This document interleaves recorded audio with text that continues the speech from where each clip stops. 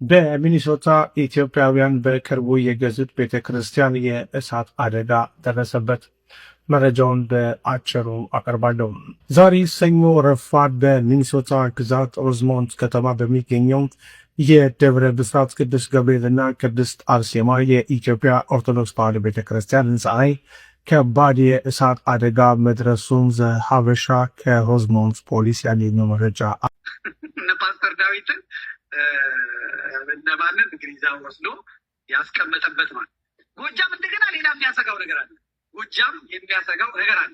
ሃይማኖት ቅባትና ተዋህዶ የሚባለው ነገር አሁን ገንግሎ ወጥቷል። በምክክር ኮሚሽኑ ምንም አይነት የብሔራዊ ቋንቋ የሚባል ነገር እንዳይወሰን የሚል መመሪያ ሰጥቷል። አንድ በሉ በቃ አብይ አህመድ ወስኖታል። ተመካከረህ ምን ብለህ ምንም መወሰን አትችልም። ሶ አንድ ያደረገው ብሔራዊ ቋንቋ የሚባል ነገር አይኖርም የሚል ነው። ሶ አማርኛ የሀገሪቱ ብሔራዊ ቋንቋ ይሁን የሚለውን ጥያቄ እንደምታስታውሱት አማርኛ በአፍሪካ ህብረት የሥራ ቋንቋ መሆን አለበት ምክንያቱም ምናምን ብሎ አብይ አህመድ ለሚዲያዋ ሲል ያኔ ተነስቶ የነበረውን ትልቅ አዲስ አበባ ላይ እነሱ ጸጋና ሰላም ለእናንተ ይሁን። የተወደዳችሁ ተመልካቾቻችን እንደምንሰነበታችሁ። ይህ ሳብ ሚዲያ ነው። እኔ መላኩ እባላለሁ። የዩቲዩብ ቻናላችንን ላይክ፣ ሰብስክራይብ አድርጋችሁ ጀምሩልን። ዛሬ ከምንመለከታቸው ጉዳዮች ወደ አርሲ እንሄዳለን። በአርሲ አሁንም ግድያው እንደቀጠለ ነው። ወደ አሜሪካም ተሻግረን በ2.2 ሚሊዮን የአሜሪካን ዶላር የተሰራው ቤተ ክርስቲያን ተቃጥሏል። ይህንንም የምንመለከት ነው የሚሆነው። በአማራ ክልል ላይ ሃይማኖትን ከሃይማኖት ጋር ለማጋጨት እየተሰራ ያለውን ሴራ የምንመለከት ይሆናል። እንዲሁም የወንድማችን ጋዜጠኛ ሶፎንያስን ጉዳይ የምንመለከት ይሆናል።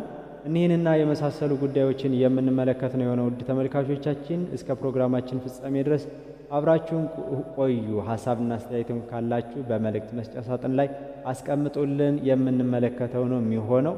የሚጨመርም የሚቀነስም ካለ በእናንተ አስተያየት እንድትገነቡልን እናሳስባለን። እስከ ሐምሌ 30 ድረስ 500 ሰብስክራይብ የመድረስ እቅድ ይዘናል። ይህንን ደግሞ እንድታደርጉልን በአክብሮት እንጋብዛችኋለን። ሁላችሁንም ይህን ቪዲዮ የምታዩ ሰብስክራይብ ላይክም አድርጉልን፣ አስደርጉልን። ወደ ጉዳዮቻችን እንለፍ። ታላቅ በዓል አክብረናል። የቅድስት ሥላሴ ዓመታዊ ክብረ በዓል ነበረ። ስለዚህ በዛ ፕሮግራማችን እንጀምር፣ እንቀጥል።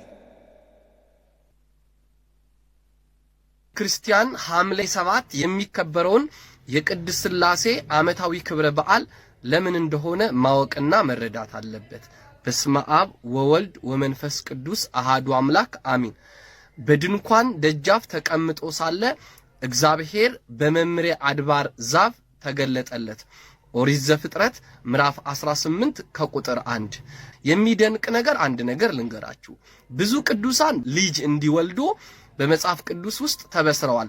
ነገር ግን እያንዳንዱ የተበሰሩት ማለትም የተነገራቸው በመላእክት ነው። ልጅ ትወልዳላችሁ የተባሉት በመላእክት ነው መልእክቱ የመጣላቸው።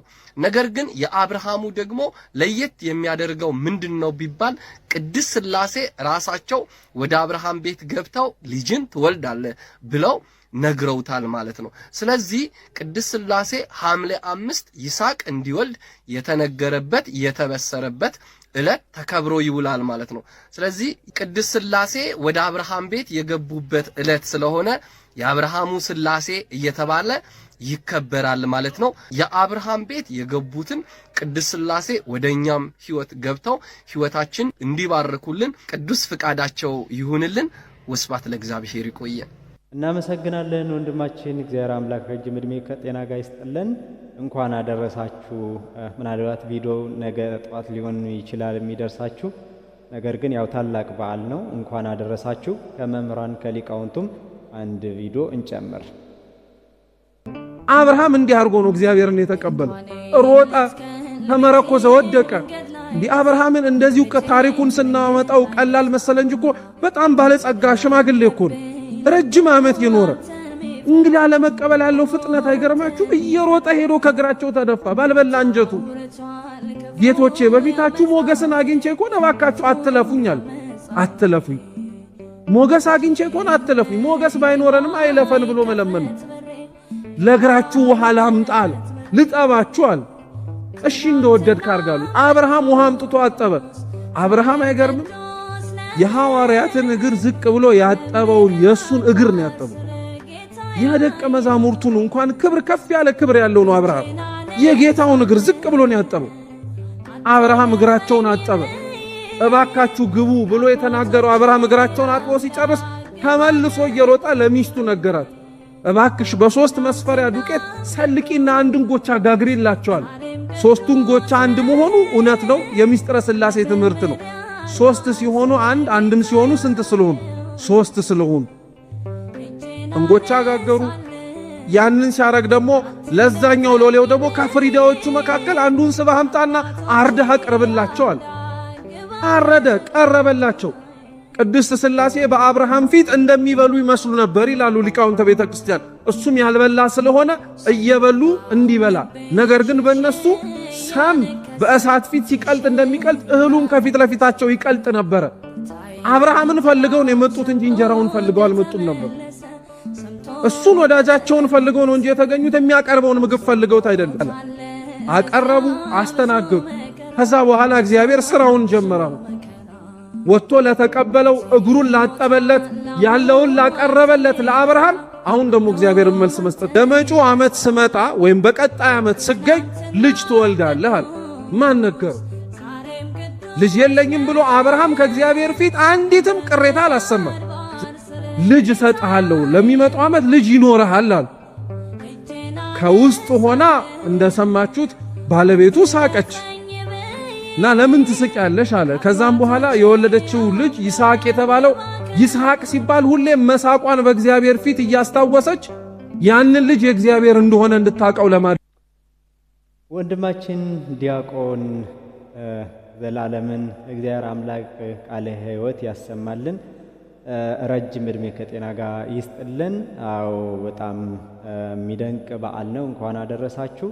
ሚስጥረ ሥላሴም በደንብ የተብራራበት ክፍል ነው። ኦሪት ዘፍጥረት ምዕራፍ 18ን እስከ ቁጥር 15 16 ያለውን ብታነቡት ስለ ሚስጥረ ሥላሴ በደንብ የተብራራበት ነው። እንዲሁም የአባታችን የቅዱስ ይስሐቅ ብስራትም አባታችን አብርሃምና እናታችን ሳራ የሰሙበት ብስራቱ ቀን ነው።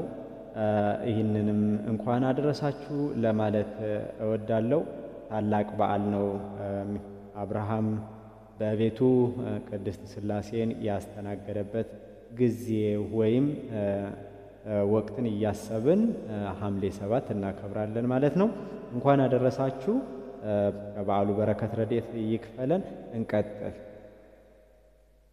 በሚኒሶታ ኢትዮጵያውያን በቅርቡ የገዙት ቤተ ክርስቲያን የእሳት አደጋ ደረሰበት። መረጃውን በአጭሩ አቀርባለሁ። ዛሬ ሰኞ ረፋድ በሚኒሶታ ግዛት ሮዝሞንት ከተማ በሚገኘው የደብረ ብስራት ቅዱስ ገብርኤልና ቅድስት አርሴማ የኢትዮጵያ ኦርቶዶክስ ተዋሕዶ ቤተ ክርስቲያን ሕንፃ ላይ ከባድ የእሳት አደጋ መድረሱን ዘሀበሻ ከሮዝሞንት ፖሊስ ያገኘው መረጃ አመልክቷል። አደጋው የተከሰተው ከጠዋቱ 10 ሰዓት ከ46 ኤኤም አካባቢ በ3200 ብሎክ 114ኛ ስትሪት ዌስት ላይ በሚገኘው የቤተ ክርስቲያኑ ህንፃ ላይ ነው። አደጋውን ተከትሎ የሮዝሞንት ፖሊስ እንዲሁም ከሮዝሞንትና አፕል ቫሊ ተውጣጡ የእሳት አደጋ ተከላካዮችን ጨምሮ በርካታ የጸጥታና የአደጋ ምላሽ ሰጪ አካላት በስፍራው ተሰማርተዋል። ፖሊስ እንዳስታወቀው አደጋው በተከሰተበት ወቅት በህንፃ ውስጥ ማንም ሰው እንዳልነበረ ይታመናል። ይሁን እንጂ የእሳት አደጋ ተከላካዮቹን ህንፃው ሙሉ በሙሉ ከሰው ነፃ መሆኑን ለማረጋገጥ በአሁኑ ሰዓት ላይ የማረጋገጥ ስራ እያከናወኑ እንደሚገኙ ታውቋል። የዘሀበሻ ዘጋቢ እንደተመለከተው ህንፃው ከውጭ ሲታይ በቤተክርስቲያኑ ጣራ ላይ ከፍተኛ ጉዳት ደርሷል። ይህ የእሳት አደጋ የደረሰበት የቤተክርስቲያኑ ህንፃው ኢትዮጵያውያኑ ከወራት በፊት ገዝተው ያስመረቁት ነው። የተሰማሩት በርካታ የጸጥታ አካላት በስፍራው ከፍተኛ እንቅስቃሴ ያደረጉ ሲሆን ክስተቱን አስመልክቶ ተጨማሪ መረጃ እንደሚሰጥ ፖሊስ አበርክቷል። ዘሀበሻም ሌሎች መረጃዎች አጠናክሮ ይዘው ይመለሳል። እናመሰግናለን ጋዜጠኛ ሄኖክ ወንድማችንን። እግዚአብሔር አምላክ ረጅም ዕድሜ ይስጥልን። አው ቤተክርስቲያኗ እንደዚህ ወድማለች በጣም በሚያሳዝን ሁኔታ። በቅርቡ የተሰራ ቤተክርስቲያን እንደነበረ ነው 3 ወርም አይ ቲንክ የሞላው አይመስለኝም ቢበዛ ደግሞ 3 ወር የሆነው ቤተ መቅደስ ነበረ ተቃጥሎባቸዋል። ይህ በጣም ያሳዝናል። 2.2 ሚሊዮን የአሜሪካ ዶላር ፈጅቶ የተሰራ ነበረ። እስቲ ከዛ ከስፍራው ካሉ ወንድሞች የተገኙ ምስሎች እንደሚያሳዩት ይህንን ነው የሚመስለው። ያው በጣም ጉዳት ደርሶበታል ሙሉ ለሙሉ ለማለት ይቻላል። እንደምታዩት ወድሟል። በአንድ በኩል ከናካቴው የቀረለትም አይመስልም እንዲህ ወድሟል። እስቲ ከዛ ከስፍራው ያለ መረጃ እንመልከት እና እዛ ጋር ሰምተው የመጡ አስቡት። ለ8 ዓመታት ሰርታችሁ በደቂቃዎች ውስጥ ስታጡ የኢትዮጵያ ኦርቶዶክስ ቤተክርስቲያን የሚኒሶታ ደብረ ብስራት ምእመናን 8 ዓመት አካባቢ ለፍተውበታል።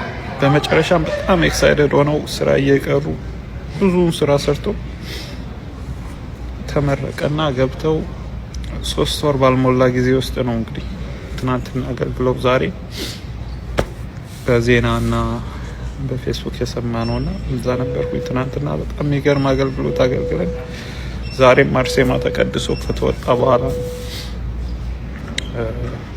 ይህን ነገር እየተቃጠለ ነው ተብሎ የተሰማ እና እዛ ጋር ሰምተው የመጡ ሰዎች ደግሞ ምእመናን ብታያቸው በጣም ልብ የሚነካ ነበር የምርና ጎፈንድሚ ተከፍቷል። ኦልሬዲ ሰፖርት ማድረግ የምትችሉ ወደ 2 ሚሊዮን ብር ነው ያወጡበት። ግን 2500 ያላችሁ ሰፖርት ብታደርጉ ቤተክርስቲያኑ ሄልፕ ታደርጋላችሁ። የኢትዮጵያ ኦርቶዶክስ ተዋህዶ ቤተክርስቲያን ነው ቤተክርስቲያኑና ሰፖርት የቻላችሁ። አሜሪካ ላይ ይሄ ለመጀመሪያ ጊዜ አይደለም። አይ ቲንክ በቅርብ በዚህ ዓመት ይመስለኛል ወደ 4 ቤተክርስቲያኖች ተቃጥለዋል። ማን ነው እያደረገው ወይም የሚለውን የአሜሪካ ፖሊስ የዛ የሚኒሶታ አካባቢ ያለው ፖሊስ እያጣራ ነው ያለው። መረጃውን ሆልድ አድርገው እነሱ ይዘው እያጣሩ ነው ያሉት። እስካሁን ምንም የተባለ ነገር የለም ከፖሊስ። አባቶችንም ለማናገር ጥረት እያደረጉ ነው እዛ ያሉ የሚዲያ ባለሙያዎች። ነገር ግን ብዙም ያገኙት መረጃ የለም። በጣም ይከብዳል። ቤተ ክርስቲያኑ ይህን ነው የሚመስለው። ሚኒሶታ ደብረ ብስራት ቅዱስ ገብርኤል ወቅድስት አርሴማ የኢትዮጵያ ኦርቶዶክስ ተዋሕዶ ቤተክርስቲያን የሚለው ነው። ስለዚህ በጣም ነው የሚያሳዝነው። ምእመናን በዛ ተቸግረው አሰርተው አይ ቲንክ ረዘም ያለ ጊዜ የወሰደ ነበር። ለ8 ዓመታት አካባቢ እንትን ብሎ የተሰራ ነው። ስለዚህ ጎፈንድሚ ማድረግ የሚችሉ ምእመናን እንግዲህ አሁኑ እዚህ እንደምታዩት በምስሉ ማድረግ የሚችሉት እንዲያደርጉ ተብሎ ወጥቷል። ያው ጎፈንድሚ ማሰባሰቡ እንደተጀመረ ነው ያለው። ስለዚህ የሚችሉት እንዲያደርጉልን እያሉ ነው ያሉት። እስቲ ወደ አርሲ እንለፍ። አርሲ ያለው ጉዳይ እንመልከት። በምስራቅ አርሲ ሀገረ ስብከት የተለያዩ ቦታዎች የሞት ቀጠና ከሆኑ ዓመታት ተቆጥረዋል። በዚሁ ሀገረ ስብከት አሰኮ ወረዳ በቀጠለው ጥቃት ሐምሌ 5ና 6 ቀን 2018 ዓ.ም 3 ኦርቶዶክሳውያን መገደላቸውን የአካባቢው ነዋሪዎች ለጣቢያችን ገልጸዋል። ያው በቀን 6 ማለት ነው 11ኛ 2018 ባህሮ አሬ ለፍተታ ትባላለች እንደዚህ ቦታው ማለት ነው። ለምሽቱ 2 ሰዓት ተጀምሮ እስከ 5 ሰዓት ድረስ ያው ውጊያ ነበር፣ ተኩስ ነበረ፣ ውጊያ ነበረ። ሰዎች ያው በሰፈራ ላይ ሄደው ማለት ነው በሸለቆ ላይ እና ያው ሰዎች ሞተዋል። አንድ ሴትና አንድ ወንድ ህይወታቸው አልፏል። ያው ባይስተም ያው ሰሞቷል። እዛው ዳኛም የለው እንደሚባል አካባቢ ዳኛም የለው። አዎ በአካባቢው ስሙ መጠሪያው እሱ ነው። ፍራንጎ ነው ቀበሌው። በዛ አካባቢ 90 ዓመት ሽማግሌም ያው ተገድሏል። አካባቢው አሁንም ስጋት ውስጥ መሆኑን ያሳወቁት ምንጫችን ቦታውን ለቀው እየሸሹ መሆናቸውን የገለጹ ሲሆን የሚደርስብን ግድያና ግፍ ይቆምልን ሲሉ ጥሪ አቅርበዋል። ያው መፍትሄ ሰጥተናል። አሁን ችግር አይመጣም። ሰው በቃ እኛ አሁን የሰው ሞት ዕቃ ነው። ሰው አይገደልብን ነው። ሰው ግድያ ይቆምልን ነው የምንለው። መፍትሄው እንደምታዩት ነው። ይህንን ነው የሚመስለው። እናመሰግናለን። ማህበረ ቅዱሳን የዘገበው ይህን መረጃ። አሁንም የአርሲ ግድያ እንደቀጠለ ነው። ፍጻሜ ሊያገኝ አልቻለም። ሐምሌ 6 ማለት ነው ማታ ነው ይህ ግድያ እንደተፈጠረ ያለው። በፊት የነበረው መረጃ 2 ሰዎች ናቸው። አንዷ የ3 ልጆች እናት ነበረች። አንዱ ደግሞ ወንድየው የ36 ዓመት ያልወለደ ነበረ። እነሱን ገለዋቸዋል በሚያሳዝን ሁኔታ። በአርሲ ያለው ጉዳይ አሁንም አቤት የሚለው አጥቷል። ግድያው ቀጥሏል። በጣም ከባድ ነገር እየተፈጠሩ ነው። ይህም ብቻ አይደለም። ሰዎቹ መኖሪያቸውን ጥለው እየተሰደዱ ነው። የተሰደዱትም አላለቃችሁም በሚል መንገድ ጠቅላይ ሚኒስትሩን ባለፈው እንደሰማችሁት እንዲመለሱ እየተደረገ ነው ያሉት። በአሶኮ በሸርካ ያሉ ተፈናቅለው በመጠለያ ውስጥ ያሉትን ማለት ነው። እንግዲህ አሁን ምን ማድረግ ይቻላል? ፍትህ ማለት አይቻልም። ይህንንም እንኳ ተናገራችሁ ተብለው እነ ቀሲስ መዝገቡ ካሳ እንደታሰሩ ናቸው። ዛሬ ቀጠሯቸው ነበረ። እስካሁን ምንም መረጃ የለኝም። ይህን ለምን ድምፅ ሆናችሁ ተብለው የታሰሩት ማለት ነው። እስቲ ወደ አማራ ክልል ያለው ሁኔታ ሃይማኖትን ከሃይማኖት ለማጋጨት የሚደረገው እንመልከት። አሳዛኝ ዜና። ሼህ ያህያ ይማም በታጣቂዎች ተገደሉ። በአማራ ክልል ባቲ ወረዳ የሰላም ተምሳሌት የሃይማኖት አባትና ታዋቂ ሀገር ሽማግሌ የነበሩት ሼህ ያህያ ይማም በታጣቂዎች እጅ በግፍ መገደላቸው ተገልጿል። ዕድሜያቸውን በሙሉ ሰላምን ለመስበክ የተጣሉትን ለማስታረቅና ማህበረሰቡን በፍቅር ለመምራት የደከሙ ታላቅ ባለውለታ እንደነበሩም ተገልጿል። እንዲህ ያሉ የህዝብ አለኝታና የሀገር ባለውለታ የሆኑ አባቶችን ኢላማ ማድረግ ማህበረሰቡ መሪና መጋቢ አልባ የማድረግ አጸያፊ ድርጊት ሰላማዊ ሰዎችን፣ የሃይማኖት አባቶችን በኃይል መንገድ ማጥቃት በየትኛው መመዘኛ ሰብአዊነት የጎደለው ነውረኛና ፈጽሞ ተቀባይነት የሌለው ተግባር፣ ግድያና ሁከት ሰላምን ፈጽሞ ሊያመጡ አይችሉም። ይልቁንም ጠባሳና መከራን ያባብሳሉ። በዚህም ድርጊቱን ነዋሪዎቹ እያወገዙት ይገኛሉ። ለወቅታዊና አዳዲስ ፈጣን መረጃዎች እናት መረጃን ላይክ ፎሎ ያድርጉ። ወንድማችን በአማራ ክልል ላይ አሁንም ሃይማኖት ከሃይማኖት ጋር ለማጋጨት እየተደረገ ያለው ሁኔታ በጣም ተባብሶ ቀጥሏል። ሴራ ነው። አሁን በአርሲ ያለውን ሁኔታ ድምጽ እየተሆነ ስለሆነ እሷን ለመሸፋፈን የሚደረግ ነው። በአማራ ክልል ላይ ተቻችለው የሚኖሩት ክርስቲያኑ፣ ሙስሊሙ እነሱን አጋጭቶ ከዛ በዛ ውስጥ የእነሱ ፖለቲካቸውን ለማጣጣፍ የሚያደርጉት ነገር ነው። ይህም እያደረጉት ያሉ የአብይ አህመድ የጫካው ሰራዊቶች እንደሆኑ ግልጽ ነው። እስቲ ይህንን ሀሳብ የሚገዛልኝን ከእህታችን ትህትና ያገኘሁት ነው። አርሲ ላይ የሚፈጸመውን ጂሃድ ለመሸፋፈን በአማራ ክልል በሰዎች ዘንድ ተወዳጅ የሆኑ የሱፊያ ሙስሊሞችን መግደል የዋሃብያና የስርዓቱ የተቀናጀ ሴራ መሆኑን የኢትዮጵያ ሕዝብ ሊያውቀው ይገባል የሚለውን መረጃ እውነትም ይህን መረጃ ሊገልጸው ይችላል። በዛ ያለው በአማራ ክልል ላይ ያለው ሁኔታ እንደዚህ እየሆነ እየቀጠለ ያለው ስርዓቱ ከፋኖ ጋር ዋጋለሁ ብሎ እያደረገው ባለው በዛ ውስጥ ክርስቲያኖች ናቸው የሚሞቱት የሚገደሉት። የዋሃብያው እስላም በዚህም ተገና አድርጎ እየፈጸመው ያለው ነገር ነው።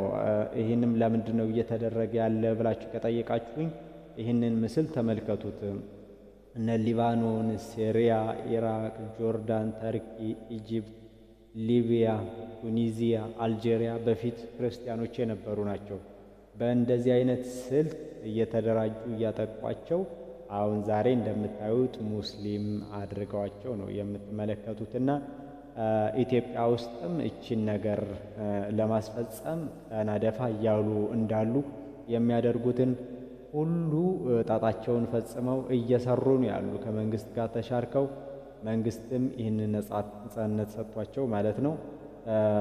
እኛ ካላወቅን ዛሬ እኛ ራሳችንን ካልተከላከልን እንደዚህ እያጠቁን ዝም ብለን ተኝተን ካየናቸው ነገ እንደነ ኢራቅ፣ እንደነ ሲሪያ፣ እንደነ ሊባኖስ ሌሎችም እንደነ ጆርዳን ሆነን ነው የምንቀረውና ዛሬ ልንነቃ ያስፈልጋል። ኦርቶዶክሳውያን በጣም ተኝተናል። ነው ልላችሁ የምችለውና ግድ ነው አሁን ራሳችንን ልንል ይገባል። እስቲ ወደ አዲስ አበባ የኮሪደር ልማት ውጤቱን እንመልከተው።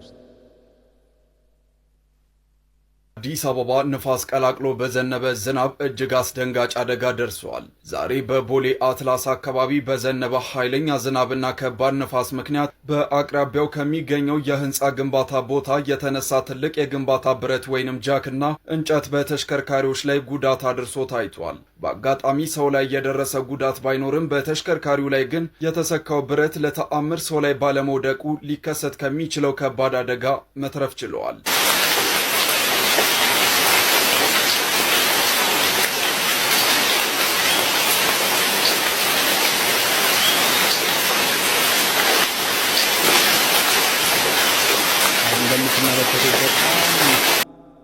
አስከፊ ሁኔታ ይሆን ነበረ።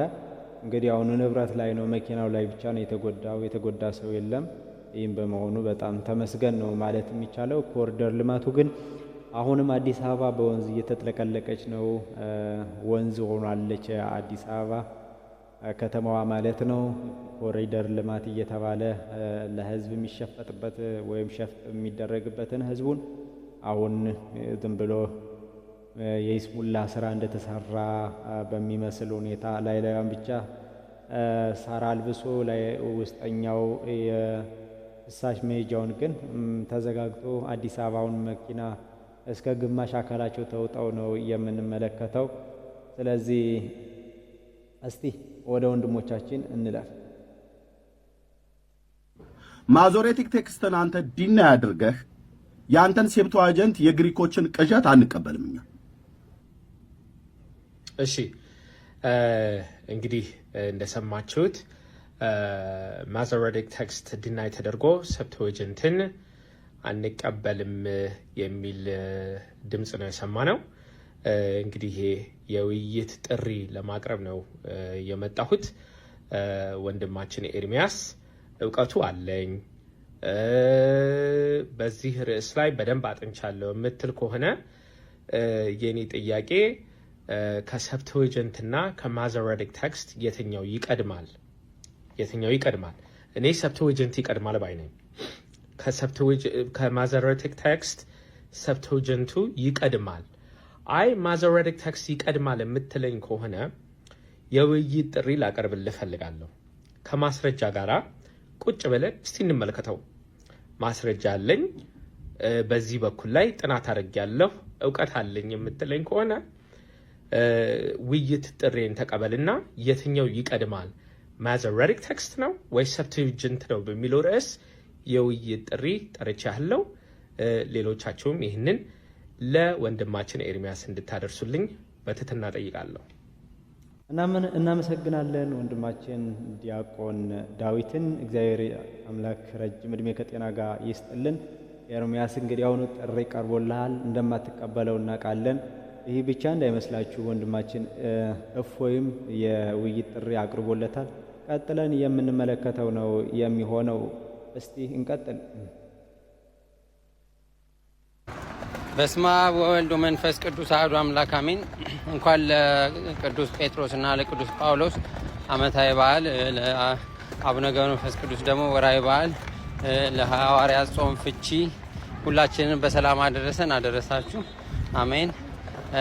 እንግዲህ እንደምታውቁት ኦርቶዶክስ ለኦርቶዶክስ መገበያየት የሚለውን ሀሳብ እየተንቀሳቀስን እንገኛለን። እግዚአብሔር ይመስገን ብዙ ለውጥ እያየን ነው። አሁን ግን ገበያው እንደደራ ወንድሞች እህቶች እየነገሩኝ ነው። ሀገር ቤት በየቦታው ማለት ነው።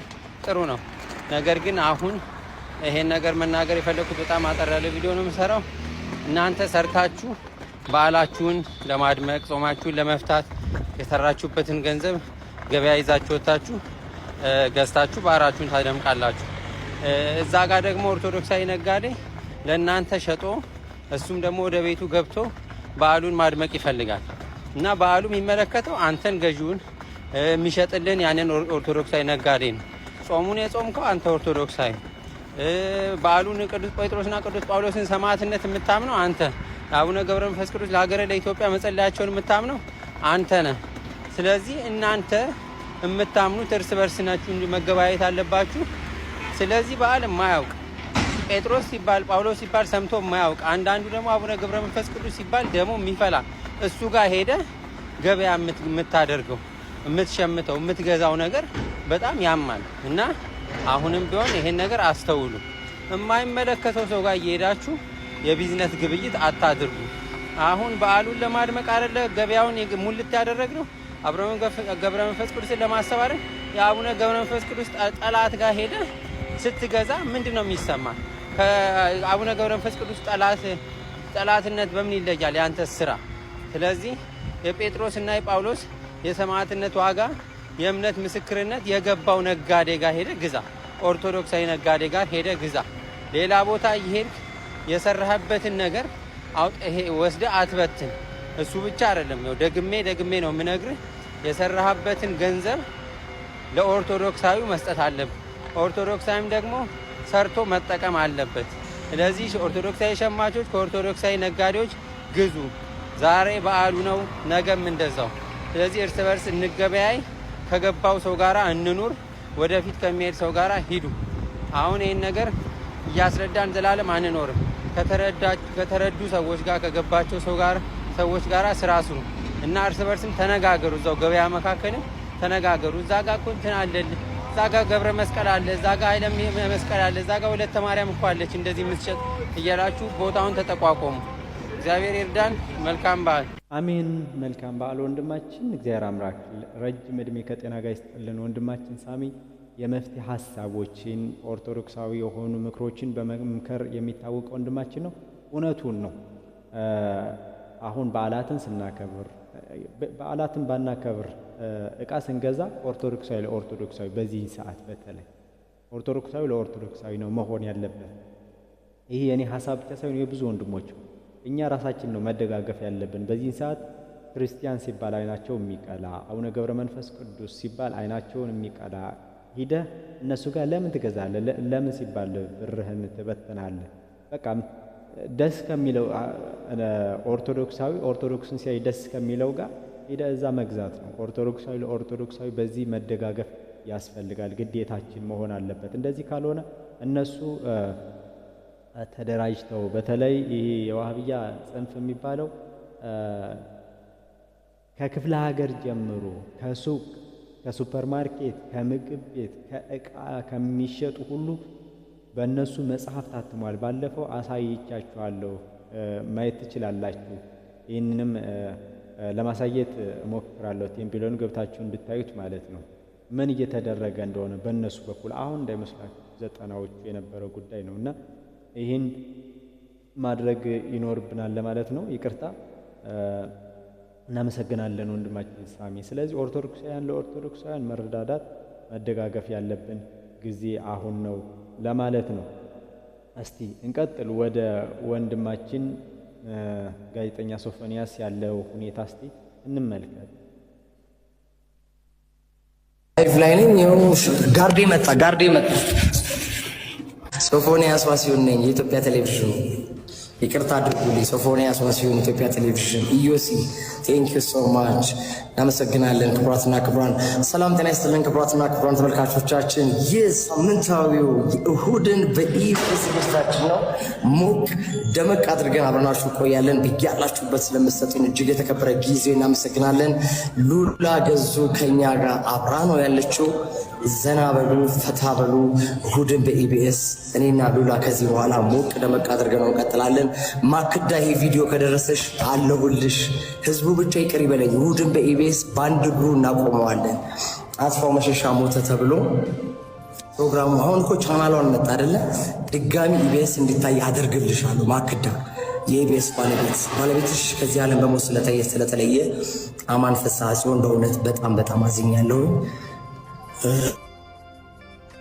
ጥሩ ሰው ነው። ለራኬብ መንኪና ገዝቶ የሰጠ ትልቅ ሰው ነው። አማን ፍስሐ ሲሆን ራኬብ ጎበዝ ስለሆነች ማለት ነው። እና ቤቱ የተከበረ ቤት ነው። ኢቢኤስ ብዙ ሰው ለትልቅ ደረጃ ያደረሰ ነው። ናፍቆትና ሊያ ዛሬ ቻናሏን የከፈቱት በኢቢኤስ ነው እና መቅዲም መቅዲሹ ያላት አባይ ቲቪ ላይ በኢቢኤስ ነው እና ኢቢኤሶች እኔን ብትቀጥሩ ያዋጣችኋል። አንደኛ ንግግር እችላለሁ፣ ሁለተኛ ትንሽ ካገገምኩ መልከኛ ነኝ። ሰውነቴም ጥሩ ነው። ሱስ አረግ ያምርብኛል። እደንሳለሁ። ጌም እወዳለሁ። በጣም ቀላል ስራ ነው የሚሰራው። ኢቢኤስ ኢትዮጵያ ቴሌቪዥን 6 ዓመት ነው የሰራሁት። በነገራችሁ ላይ እሑድን በኢቢኤስ ተወዳድሬ ነበረ ከዳንኤል ተገኝ ጋር። ዳንኤል ተገኝና እኔ ለመጨረሻ ዙር ደርሰን እንደውም ሰውነትህን በማንች ሳራ ትባላለች የሰው ሀብት አስተዳደሯ የኢቢኤስ ማለት ነው። እና ምን አለች መሰላችሁ ዳይት ምንድነው ምግብ አመጋገብህን አስተካክል እና ትንሽ ሰውነቴ ቦርጫም ስለነበርኩ ማለት ነው ትንሽ ከዛ በኋላ እንትን ትላለህ ምናምን ብላኝ ነበረ። ከዛ ያው እንግዲህ ዳንኤል ተገኝ ታዋቂ ስለሆነ እሱ እንትን አረገ አሸነፈ እና ገባ። ግን ደግሞ ዳንኤል ተገኝ ኢቢኤስ መግባት በጣም ነው የምፈልገው እና ደግሞ ማለት ነው ኢቢኤስ እድል ከሰጠኝ ማለት ነው ትልልቅ ሰዎች ለኢንተርቪው ፈቃደኛ እንዴ አብነት አጎናፍር የት ሚዲያ ላይ ቀርቦ ያውቃል? መዓዛ ብሩ ጋር ሸገር ኤፍኤም ሰይፉ ፋንታውን ጋር ነው ኢንተርቪው ያለው። ከዛ ውጭ ኢትዮጵያ ቴሌቪዥን ላይ እኮ ያቀረብኩት እኮ ወንድ ጋዜጠኛ እኮ ነኝ። ወንድ ማለት ማን አቀረበው? ግቢና ዩቲዩብ ላይ አብነት አጎናፍር ኢቲቪ ኢንተርቪው ብለሽ ህብስት ጥሩ ነህ ከአሜሪካ እንደመጣሽ ከሄኖክ አበበ ልዩ ቀን ነው ማን አቀረበው? እኔ አይደለሁ ከካናዳ ሲመጣ ሰይፉ ፋንታውን እኮ ማለት ነው የትም ቦታ እንዳትቀርቡ ምናምን ብሏቸው እንትን ሲላቸው ማለት ነው እኔ አሳምኜ ከኤርፖርት ቀጥታ ወደ ስቱዲዮ መወስዳቸው ልጅ እኮ የነበርኩ ነው። ኢትዮጵያ ቴሌቪዥን ስለማይታይ ነው ፋይሊንግ ጎልጉላችሁ ስንት አርቲስት አቅርቤያለሁ። ስንት የተጎዳ ሰው እንዲረዳ እንዲደገፍ አድርጌያለሁ። ሀቅ ነው ማወራው፣ ጉራ አይደለም ወይ ደግሞ ከንቱ ውዳሴ እንዳይመስላችሁ። ስለዚህ የኢትዮጵያ ሕዝብ እናቴን በጣም እወዳለሁ። 60ኛ ዓመቷን አክብሬያለሁ። ቪዲዮ አለገብታችሁ ካባል ብሻታለሁ። እናቴን ኢንተርቪው አድርጌያታለሁ የመጀመሪያ ሶፊ ሾው ላይ። ስለዚህ ብዙ ስራ የሰራው ሰው ነኝ። ግን መጨረሻ እንዲህ መሆኑ ግን እግዚአብሔር ምሮኛል። አረፋት አስጭ እግዚአብሔር ምሮኛልና 1200 ሰው እያየ ነው ባይዘው ኔጋ እንኳን ደስ አለ እኮ። ይሄን ልጅ ፎሎ አድርጉት በእናታችሁ እያወረዳችሁ። መጨረሻ እንዲህ መሆኑ ግን እግዚአብሔር ምሮኛል። አረፋት አስጭ እግዚአብሔር ምሮኛልና ያው ወንድማችን በጣም ጸጸት ላይ ውስጥ ነው ያለው እንደምታዩት። ብዙም ገና በደንብ ወደ ራሱ የተመለሰ አይመስለኝም። ትንሽ ከባድ ሁኔታ ያለ ይመስለኛል። እስቲ እንቀጥለው እንጨርስ እና ምን ልላችሁ ነው የምፈልገው ኢቢኤስ ቢቀጥረኝ ደስ ይለኛል። የአሜሪካን ሀገር መኖር አልፈልግም። እውነት አልፈልግም። አሁን አሜሪካን ሀገር ፕሮሰስ ባይዘው ፓስተር ኪያ ነው መስኩ። ፓስተር ኪያ ማለት የቦርን አጌን ዋና ዳይሬክተር ነች። ቦርን አጌን ቻሪቲ ኦርጋናይዜሽን አለ። ወዴት አካባቢ ነው ያለው? አይደለም ቻሪቲ ያለው የተነካ የቅንጨ የካኮተቢ አካባቢ ቦርን አጌን የሚባል ከተመሰረቱ ወደ 11 ዓመታቸው ነው። እነሱ ጋር ምን ላይቭ ላይ ነኝ። ይኸው ጋርዴ መጣ። በጸጸት ሆኖ ሲናገር ትሰሙታላችሁ። እና ደግሞ በአንድ ቪዲዮ ላይ እንዳየሁት በጣም ብዙ ሰዎች አርቲስቶች ምንም እዚህ ውስጥ አሉበት። ትላልቅ ሰዎች፣ የሚኒስቴር መስሪያ ቤቶች ባለሙያዎች እና ትላልቅ ሰዎች ያሉበት ነው። ሚስጥር ላውጣ እያለ እንትን ሲል ነበር። ሚስጥሩን ባያወጣም ያው እንረዳዋለን። አሁን ከባድ ሁኔታ ነው። እንደዚህ አይነት ነገር ላይ ወጥተህ መረጃ የምታወጣበት አይደለም። ያው ለነፍስም ተወራርደህ ነውና የሚሆነው። እስቲ ወደ መምራችን ዲያቆን ዮርዳኖስ አበበ የሆነ ነገር ከመካከል አለ። እርም የሆነውን ነገር ከመካከል እስክታጠፋ ድረስ በጠላቶች ፊት መቆም አትችልም ተብሏል። እና ግልጽ ነገር ነገራችሁ እፈልጋለሁ። እንደዚህ ዘመን በኢትዮጵያ ታሪክ ኢትዮጵያውያን በኢትዮጵያዊነት የሚያምኑ ከዚያ ውጭ ደግሞ ኦርቶዶክሳውያን በዚህ ዘመን እንደዚህ ዘመን ተዋርደን አናውቅም። ከፈሪም አልፎ የመጨረሻ ፈሪዎች እኛ። ለምን ብትሉ እግዚአብሔር እንደተለየን እኮ ምንም ጥያቄ የለም። ተለየን ስላችሁ እንዲያው የቀድሞ አባቶቻችን ረድኤት የለም ነው እንጂ ጨርሶ ይተዋል አይደለም። ለምን ብዙ ቅዱሳን ወዳጆች ስላሉት በእነሱ አድሮ ይኖራል እግዚአብሔር። ግን እርም ከመካከላችን አለ። ያ አርም ምን ይሆን? የመጀመሪያ በግል ደረጃ ተመልከቱ። ህይወታችን ውስጥ እርም የለም። የለም። እስኪ አስቡት፣ ቁጭ ብላችሁ ራሳችሁን ፈትሹ። እኔ ይሄ ነው ያ ነው ብዬ ሀተታ ዝርዝር ውስጥ አልገባም። ምንድነው ቤት? እስኪ አስቡ። አንተ ልብ ውስጥ ያለ እርም ምንድነው? ምን ነውር አለ አንተ ልብ ውስጥ? እቤት ውስጥ ምንድነው ያለው? ከዛ ቀጥሎ እንደገና በቤተሰብ ብቻ ሳይሆን በአካባቢ ምን እርም ነው ያለ? እኔ አስታውሳለሁኝ በፊት ከጎረቤት ማጅራት የሚመታ ልጅ እናቱ ማጅራት እንደሚመጣ ታውቃለች እና ማጅራት መጥቶ የሚመጣበትን ሰዓት ስለምታውቀው ሲያንኳኳ ትከፍትለታለች።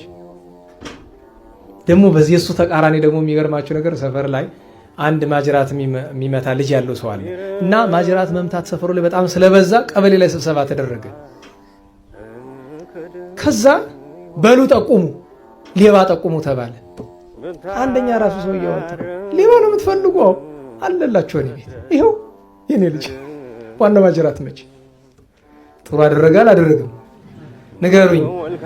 እጥፍ ነው ጥሩ ያደረገ። ለምን ታውቃላችሁ? ማጅራት የሚመታው ቢያጣ እኮ የገዛባቱን መጥቶት ያውቃል። ማጅራት መጥቶ የገዛባቱን ቀምቶት ያውቃል። ለምን መሰላችሁ? ሰውየው መጀመሪያ ማጅራት እንደሚመታ እያወቀ ዝም ብሏል። ጥዋ ወደ ራሱ እስኪመጣ ድረስ አቀመሰው። ራሱ ሄዶ አስረከበ። እንደ ማህበረሰብ እኮ ሞተናል። ክፉ ነገር ሲደረግ አንቃወምም። እኔ የሚገርማቸው ይሄ ሰው ታገተ ምናምን ተብሎ ይለመናል አይደለም? ይሄን ያይና አንዳንዱ ሳይታገት ታጎት ብሎ ያስለምናል። ምን ደረጃ ላይ ብንደርስ ነው ወገኖች? ደግሞ የሚገርማቸው ነገር እንዲያደረገ ሰው ቀን ይቆጠራል እንጂ አንድ ቀን ያ ችግር ይደርስበታል። ያን ጊዜ ግን የሚረዳው አይገኝም። ይሄ እንግዲህ እንዲያው መቼም እንደ የከፋውን ነገር መናገር ነው እንጂ ምን ያለው ነገር አለ? ከሁሉ በላይ ትልቁ እርም በመካከላቸው አለ የተባለ ግን ትልቁ እርም ክህነት ለማይገባው ሰው ክህነት ሰጥተናል። ምንኩስና ለማይገባው ሰው ምንኩስና ሰጥተናል። ጵጵስና ለማይገባው ሰው ጵጵስና ሰጥተን በሀገራችን ትልቅ ከዚህ የከፋ እርም የለም። ቤተ መቅደስ አርክሰናል። በታቦት ላይ ቀልደናል። በመስዋዕተ አምላክ ላይ ተዘባብተናል። ይሄ ሁሉ እርም እያለ እንዴት ነው እኛ ምንድን ነው? ይህን እርም ማን ያስወጣው? ምንፍቅና በአደባባይ ይነገራል። የእግዚአብሔር ስም ሎቱ ስብሐት ተንቋል። ስም እግዚአብሔር መፍራት ቀርቷል። ቀድሞ በንጉስ በአጤ ገሌ ሲባል ይቆም የነበረ ማህበረሰብ ዛሬ ምን ነው? አታውቁም? አልሰማችሁም? በመይሳው ካሳ በአጤ ቴዎድሮስ ዘመን አንድ ሽፍታ ሊሰርቅ ገብቶ በቴዎድሮስ ይዣለሁ አለው። ዘርፎ ሲሄድ ከነዘርፈው ነገር ቀጣለ። በቃ ደርሶ ግን ንብረቱ እንደመቀበል ተኩሶ መጣ። ባለቤትየው ወደቀ፣ ሞቷል ብሎ ትሴት ሄዷል። እንደምንም አገገመና ያ ሽፍታ ቀጥ ብሎ ከአፄ ቴዎድሮስ ዙፋን ችሎት ገባ። ይፍረዱኝ፣ እኔ ሌባ ነኝ፣ በጊዜው ግን ሰርቄ አምልጬው ነበር። ስምዖን ሲጠራብኝ በንጉሥ አምላክ በቴዎድሮስ አምላክ ብሎ ሲለኝ ቆምኩለት። መጥቶ ተኮሰብኝ። ተከሳሽ ጠራታለ። ተጠራ። ይህን ሰው ታውቀዋለህ? አውቀዋለሁ። የት ነው የምታውቀው? አይ እንደዚህ በሬን ዘርፎ ሌሊት እና ምንድን ነው የተፈጠረ? እንደዚህ ብዬ አልቆምልኝ ሲል በቴዎድሮስ አምላክ አልኩት። ቆመልኝ፣ ፈሊጤ ሰራልኝ፣ ተኩሼ መታሁት ብለዋል። ሌባን አልደግፍም፣ ሽፍታን እቃወማለሁ። ለሽፍትነቱን በመቀጣው ቀጣዋለሁ። ነገር ግን በቴዎድሮስ አምላክ ሲል እኔ እግዚአብሔርን ያነገሰኝ እኔን እኮ አይደለም የናከኝ። እንዴት አምላኬን ናከው? በል ሚስቱ እንዳትነካ፣ ልጆቹ እንዳትነካ፣ ለነሱ የሚሆን ጥሪት ብቻ አስቀርተ የዚህን ሰውዬ ንብረት በሙሉ ውረስ። ሽፍታውን ማለት ውረስ። ይህንን አረብ ሀገር አስገባልኝ። እግዚአብሔር አምላክ ቃለ ሕይወት ያሰማልን። መምህራችን ዲያቆን ዮርዳኖስ አበበን። አዎ ከመካከላችን እርም አለ፣ ክፋት፣ ዘረኝነት፣ በጣም ብዙ እርም በመካከላችን ላይ ያለ አይደለ? ይህን ስናስወግድ በዚህም ብቻ ሳይሆን ራሳችንን ስንደራጅ፣ ጠላትን አውቀን ለይተን ስናቅ፣ ጠላታችንና ወዳጃችን ለይተን ስናቅ፣ የዛን ጊዜ ነው ሰላም የምናገኘው። ግን ከመካከላችን ያለውን እርም እናውጣ በሚለው እውነትም በድጋሚ ቃለ ሕይወት ያሰማልን ለመምህራችን። እስቲ እንቀጥል።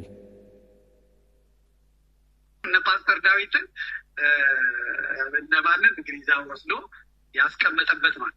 ጎጃም እንደገና ሌላ የሚያሰጋው ነገር አለ። ጎጃም የሚያሰጋው ነገር አለ። ሃይማኖት ቅባትና ተዋህዶ የሚባለው ነገር አሁን ገንግኖ ወጥቷል። የብልጽግና መንግስት እና ደግሞ ካቶሊካውያኑ ቅባትን ይደግፋሉ። ስለዚህ በጎጃም ውስጥ ፓትርያርክ ተመርጧል፣ ምክትሉ ተመርጧል፣ ክህነት መስጠት ጀምረዋል፣ ድቁና መሾም ጨምረዋል። ይሄ ሲነገር አሁን እንዲሁ ዝም ብትል ዘመዴ ወደት ዝም ብለው ትግራይ ያለ ተናግረናል፣ ኦሮሞ ነበረ ተናግረናል። ጎጃም ጋር ሲመጣ ዝም የምንልበት ህዝቡ እንዲጠነቀቅ መንገር መቻል አለም። ህዝቡ እንዲጠነቀቅ መንገር መቻል አለም። ስለዚህ ይሄ የሮም ካቶሊካውያኑ እና አልፋንዞ ሜንዴዝ ፖርቹጊዞቹ መጥተው ተክለው የሄዱትን ይኸው ጳጳስ እስከ ማሾም ደርሰዋል ማለት ነው። እነዚህ ሁለቱ የምትመለከቷቸው አቡነ አትናስዮስ አቡነ ምትሻ የሚባሉ ሁለቱ በጎጃም ምስራቅ ጎጃም የነ አስረስ ማዕሬ ፓትርያርክ ናቸው። እነዚህ በፊት ዝም ብሎ ነበር። አሁን ግን ታጥቀዋል። መሳሪያ በገብ ሰጥቷቸዋል። ብአዴን ሰጥቷቸዋል። ኦሮሞማ ሰጥቷቸዋል። የውጮቹ ሰዎች በዩኤን መኪና አምጥተው ሰጥተዋቸዋል። ጋዜጠኞቹ ሄደው ጎብኝቷቸዋል። ስለዚህ ምስራቅ ጎጃም ላይ ያለው የአማራ ፋኖ ታጥቆ ነው ያለው፣ ቅባቱ ቡድን ማለት ነው። እዚህ ደግሞ የሰሜን ጎጃም ምዕራብ ጎጃም የሚባሉት ደግሞ ኦርቶዶክሳውያኑ የሚበዙበት ነው። እነሱም ታጥቀዋል። ስለዚህ ብልህ መሪ፣ ብልህ አስተዳዳሪ፣ ብልህ ህዝብ መሀል ገብቶ ይህንን ነገር ካልቋጨ በስተቀር ነገርየው እጅግ በጣም ከባድ ጎጃም ያለው ማለት ነው። እናመሰግናለን መምህራችን ዘመዴን እናመሰግናለን። አዎ ጎጃም ላይ አሁንም ይሄ ቅባትና ተዋህዶ በሚል በተለይ በዚህ በመርጦ ለማርያም አካባቢ እዛው አካባቢ ያለው ማህበረሰብ አሁን መጠንቀቅ አለበት። ምክንያቱም እነዚህ ቅባት ምናምን የሚባሉት እዛ አካባቢ በብዛት አሉ፣ የምስራቅ ጎጃም አካባቢና ስለዚህ እዚያ ያላችሁ ኦርቶዶክሳውያን በንቃት መከታተል፣ መመልከት፣ ማየት ይኖርባቸዋል። አሁን እንደምታዩ ጳጳሳት ሹመዋል። ጳጳስ አለን ብለው በ16ኛው ክፍለ ዘመን እነዚህ የፖርቹጊዝ ወታደሮች መጥተው እና አልፎንሶ ዴቪዝ ነው አልፎንሶ ማን ነው የሚባለው መንዴዝ ነው ብቻ ስሙን ረስቼዋለሁ። በነ ስዕለ ክርስቶስ እና በነ ንጉስ ማን ነው የንጉስ ፋሲለደስ አባት ቲሶኒዮስ በእነሱ ጊዜ የመጡ እነዚህ ሰዎች አሁንም እንዳሉ ይታወቃል። ጎጃም አካባቢ ላይ ቅባት አለ። በዛም ጓደኞች ነበሩኝ በዚህ ባለውበት ቦታ አካባቢ ጠይቅ ያለውና ይሄን አሁን የሚባል ነገር እንዳለ ነውና ጥንቃቄ ያስፈልጋል። እስቲ እንለፍ ወደ ወንድማችን ጸጋዬ ክፍል ውስጥ ያሉ ጉዳዮችን እንመልከት። ይህን ያዘጋጀው ተቦርን የሚባለው በቲክቶክ ላይ የምናውቀው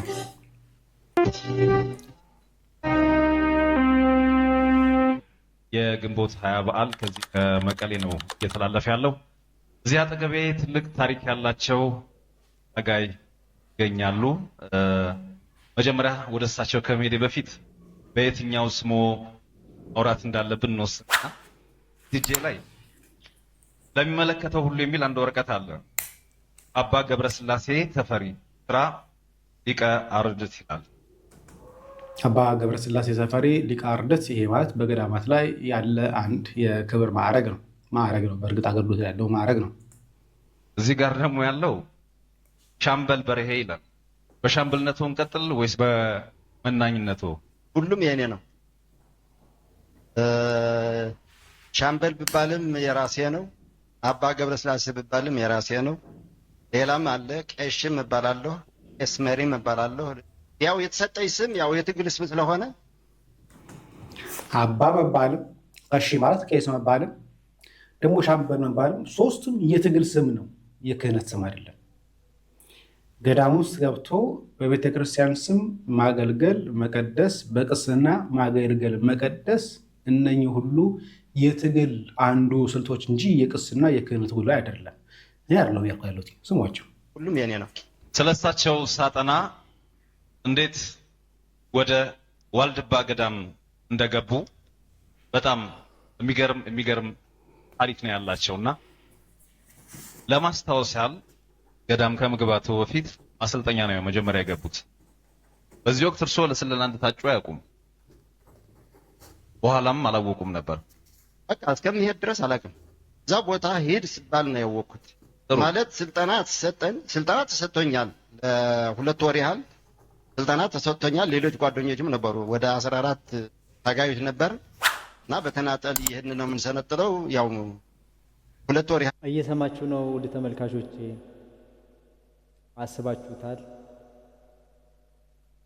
ለስለላ ነው እንግዲህ አሁን ዋልባ ውስጥ የተላኩት ማለት ነው። ቀላል ነገር አድርጋችሁ እንዳታዩት።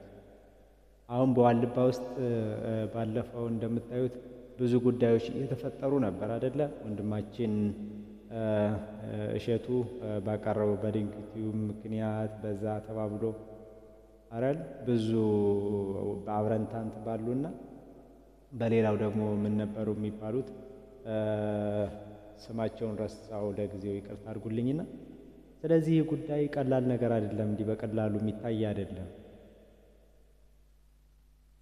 ዋልባ ውስጥ ፖለቲከኞች አይኖሩም ብላችሁ አታስቡ ማለት ነው። ዛሬ በተለያዩ ገዳማት እንቀጥል።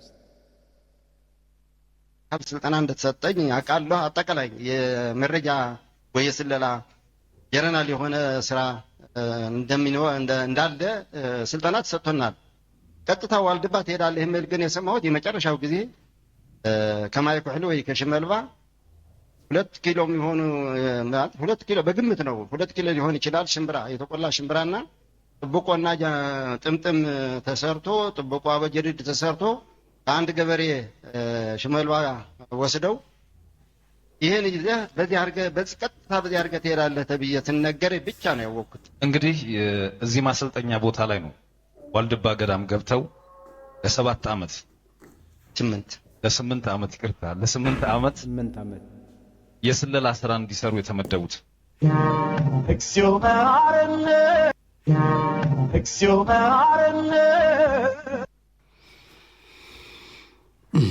በደርግ ጊዜ የነበሩ ሰራዊት በተለይ በግድያ የሚፈለጉ የነበሩ ሰዎች አብዛኞቹ ሸሽተው የገቡት ወደ ገዳማት ነው። እዛው መነኮስ ናሉ እስከነ ሽጉጣቸው እስከነ መሳሪያቸው ነው ወደ ገዳማት የገቡት። በዛ ምክንያት በጣም ብዙ ገዳማውያን ተገድለውብናል። በነገራችን ላይ በእነሱ እናጋልጣለን ብለው ይሄ እኮ መነኮስ አይደለም ይሄ እኮ ሽጉጥ አለው የሚሉትን ብዙ መነኮሳትን ገድለዋል። በነገራችን ላይ በኢህአዴግ ጊዜም የሆነው ይሄ ነበር። በነገራችን ላይ ክህነት የሌላቸው ቅስና የሌላቸው ሰዎች የስለላ ስልጠና ይወስዳሉ። ከዛ ኋላ ገዳማት ላይ ገብተው አባ ቀሲስ ይባላሉ። ከነኚህ ሰዎች መካከል ላይ የጳጳሳም እንዳለ ጭምር የሚናገር ነው። እናመሰግናለን ወንድማችን። ካህን ሳይሆን አባ የሚባል ካህን ሳይሆን ሰላይ ሆኖ ሳለ ቀሺ የሚባል ወይ ደግሞ ቀሲስ የሚባል ደግሞ በሌላኛው ማዕረገው በሻምበልነት ደረጃ ያለ። ይህን ሙሉ ቪዲዮ ፈልጌ አጣሁት። ለምን እንደሆነ አላውቅም። የምታገኙ ሰዎች ካገኛችሁ ድንገት ሙሉ የምትልኩልኝ ደስ ይለኛል። ለግንቦት 20 የነበረ የትውስታ መርሃ ግብር ላይ ወይ ደግሞ ግንቦት 20 ምን ምስል እንደነበረ የተደረገ ዝግጅት ላይ ነው።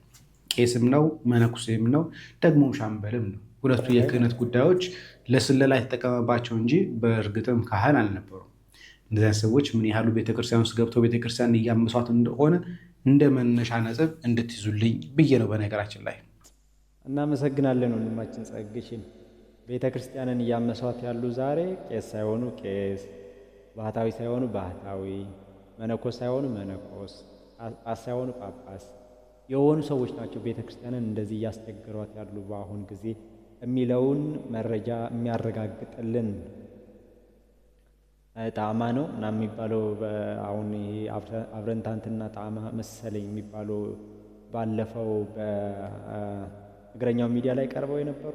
ስለዚህ እየበጠበጧት ያሉ እንደዚህ አይነት ነገር አባቶች በመሀል ስላሉ ነው እንጂ አብረንታንት በጣም ታላቅ ገዳም ነው። ጌታችን መድኃኒታችን ኢየሱስ ክርስቶስ በስደቱ ጊዜ የመሰረተው ገዳም ነው። ግን እንደዚህ አይነት ሰዎች ስለሚገቡ ገዳም ውስጥ እነሱ ናቸው እንደዚህ የሚበጠብጡት ልላችሁ ፈልጌ ነው። እንቀጥል እስቲ ወደ ወንድማችን እፎይ ወደ ለኤርሚያስ የውይይት ጥሪ ቀርቦለት አይቀበልም። የሚመጣው ትውልድ ማስተማሪያ ሁሉ ልናደርግ የሚችል እውቀትም ፕሮቴስታንቱ ጋር እንዳለ ማወቅ አለብህ። እፎይ ወጥ ረገጥክ ብራዘር። ኦኬ ወጥ ረገጥክ፣ በጣም ወጥ ረገጥክ። እሺ ፕሮቴስታንት በምን ሞራሉ ነው ብለህ ያልከው? በምን ሞራሉ ነው ፕሮቴስታንት ነው ያልከው?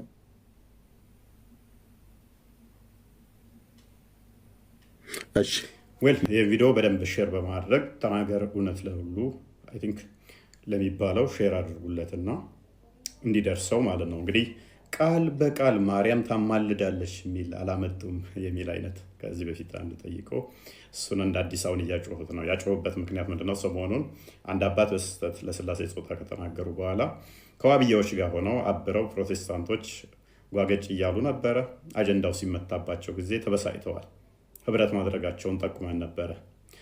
አናዷቸዋል። ይሄ ነገር ቃል በቃል የሚል አተናል እና መጽሐፍ ቅዱስ ላይ እያላችሁ ነው አይደለ? ኤግዛክቱ ወርድ ፋላሲ ነው አይደለ የምፈልጉት? ፋይን፣ ቀላል ነው፣ ተናገሩን ለሁሉ። ስለዚህ እኔ አንተን ፈልግሃለሁኝ። ስለዚህ ቃል በቃል መጽሐፍ ቅዱስ የምትቀበል እንደመሆንህ መጠን ጫላ ጨቡዴ ሳትል መጽሐፍ ቅዱስን ብቻ ትሞግታለህ። ስለዚህ አንተ የምታመልከው አምላክህ ኮምፖዚት ኦፍ ፓርት ነው ወይንስ እንዴት ነው? እንፈትሸዋለን ማለት ነው። ያበሳጨህ ቶፒክ እንደዛ ብለን በመናገራችን የምታመልከው የፓርቶች ስብስብ ነው ወይንስ አይደለም? ታውቀዋለህ አታውቀውም? እናወራበታለን ማለት ነው። እንደማቀር ተስፋ አደርጋለሁ። የፈለግከውን ገድል ተሸከምና ና በዚህ ጉዳይ ላይ የፈለግከውን ገድላት ድርሳናት ያዝና ና። ስለዚህ የምታመልከው አንተ ግን ያው መጽሐፍ ቅዱስ ብቻ ስለምትቀበል የነጨቡዴን የነጫላን ትርጉም ስለማትቀበል አሳውቀኝ። በዚህ ጉዳይ ላይ የምታመልከውን ስላሴ ያልከውን እናያለን ማለት ነው። ሽማግሌ እሳቸውን ልኬብሃለሁኝ። እሳቸውም አብረው መምጣት ይችላሉ፣ ሰዓት ይዛሉ። እፎይ ምንድነው በዚህ ልክ ግን እንደዚህ ደፍረ እንድትናገር ያደረገ? ጭራሽ ብለህ ፕሮቴስታንትና ውሃብያዎች ግንባር ፈጠሩብን አልክ። እናመሰግናለን ወንድማችን እፎይን። አዎ ኤርሚያስ እንግዲህ አሁን ደፍሮ እንደማይመጣ እናውቃለን። ቀደም አይተነዋል። ዲያቆን ዳዊት ሙሉና የውይይት ጥሪ አቅርቦለታል። አሁን ወንድማችን እፎይ የትኛው እንደሚቀበል ሁለቱንም አይቀበልም እናውቃለን።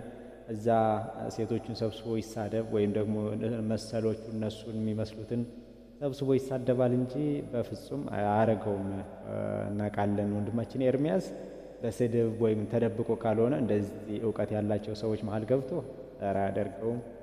እንተማመንበታለን ወንድማችን ኤርሚን። እስቲ ከመጣ እንግዲህ አሁን የምናየው ይሆናል። አሁን ወደ መጨረሻው ጉዳያችን እንለፍ። የመጨረሻ ጉዳያችን የሚሆነው አማርኛ ቋንቋ ከብሔራዊ ቋንቋነት ሊሰረዝ ነው የሚል ነው። እንመልከተው አብረን።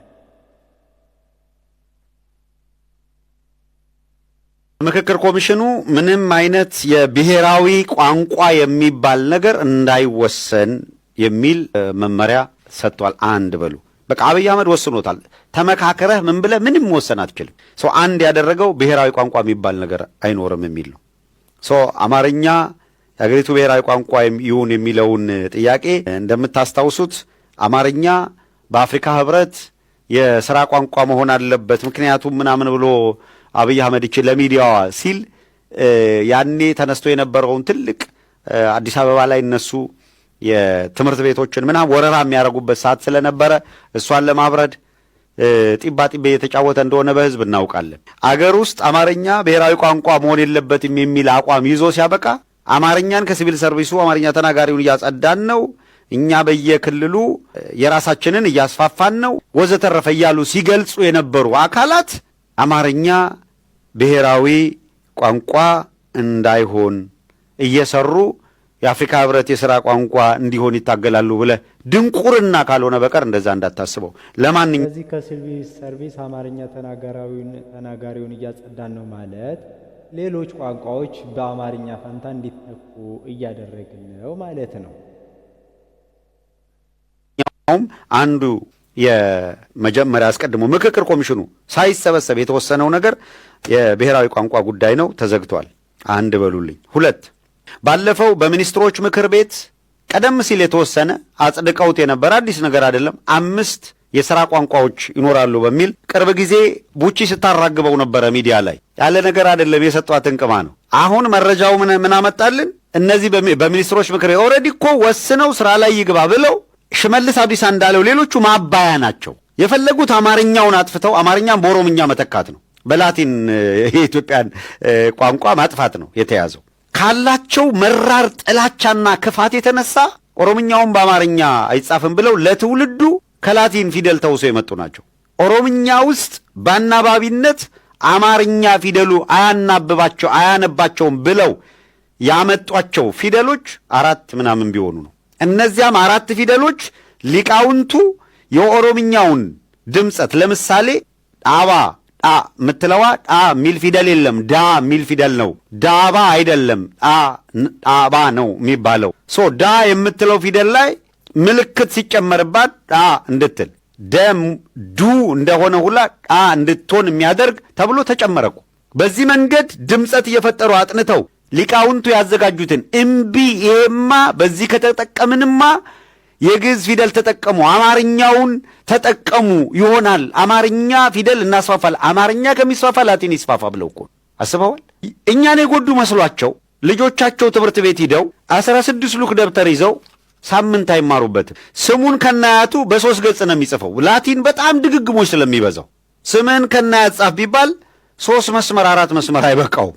በጣም ትንሽዬ ሐሳብ በ16 ሉክ ምን እኮ ከወረቀት ብክነት የዘለለ ምንድነው የሚጠቅማቸው? የላቲን ፊደል ተነገረ ጥላቻ ስላለ ብቻ። ይሄ እንግዲህ አሁን ይህንን ነው የሚመስለው። ይህን ነገር ስላለ ነው ይህንን እወቁት ለማለት ነው። ስለዚህ አማርኛ ከብሔራዊ ቋንቋነት ሊሰረዝ ነው እየተባለ ነው። ምን ትላላችሁ? ሐሳባችሁን አስቀምጡልኝ። ሰሞኑ ይሄ የሰላም ኮሚሽን የተባለው ምክክር ጀምረናል አላሉም? እርስ በራሳቸው ማለት ነው። አብይ ያደራጃቸዋል። የአብይ ፕሮፓጋንዳ ይዘው የሚያሻግሩ ወይም የሚናገሩ የእሱን ይዘው እዛ እዚህ የሚሉ ማለት ነው። እንግዲህ አሁን የእፎይ መረጃ አየን አይደለ? በእፎይ ላይ የተነሱት እነ ኤርሚያስ ሌሎች መሰሎቹም። እስቲ አንድ ቪዲዮን ጨምርና እንጨርሰው። ይህን እንመልከተው ውስጥ